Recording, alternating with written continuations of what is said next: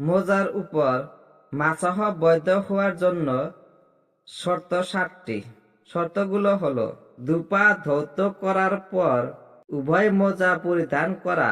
যদি কেউ উযু পূর্ণ করার পূর্বে দুপা ধৌত করে উভয় মোজা পরিধান করে তাতেও কোনো অসুবিধা নেই, যদি সে উযু ভঙ্গের কোনো কারণ সংঘটিত হওয়ার পূর্বেই উযু পূর্ণ করে নেয়। উভয় মোজা দ্বারা উভয় পায়ের টাকনু পর্যন্ত আবৃত থাকা।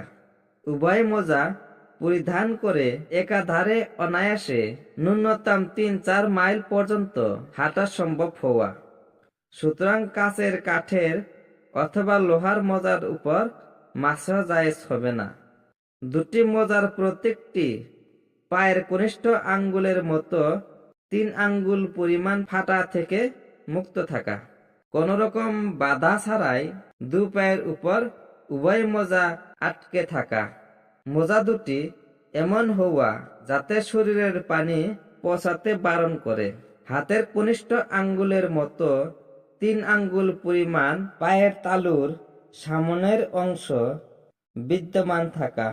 সুতরাং যদি কেউ তার পায়ের তালুর সামনের অংশ হারিয়ে ফেলে, এমতা অবস্থায় তার পায়ের তালুর পিছনের অংশ থাকলেও সে ব্যক্তি তার পায়ের মোজার উপর মাসাহ করতে পারবে না।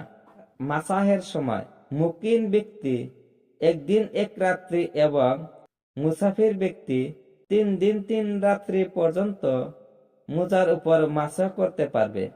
মোজা পরিধান করার পর সংঘটিত হাদাসের সময় থেকে মাসের সময় শুরু বলে ধাতব্য হবে। মাসেহের পরিমাণ: প্রত্যেক পায়ের পাতার উপর হাতের কনিষ্ঠ আঙ্গুলের মতো 3 আঙ্গুল পরিমাণ মাসাহ করা ফরজ এবং পায়ের আঙ্গুলের মাথা থেকে পায়ের গোছা পর্যন্ত হাতের আঙ্গুলগুলো ফাঁকা ফাঁকা করে টেনে দেওয়া সুন্নত।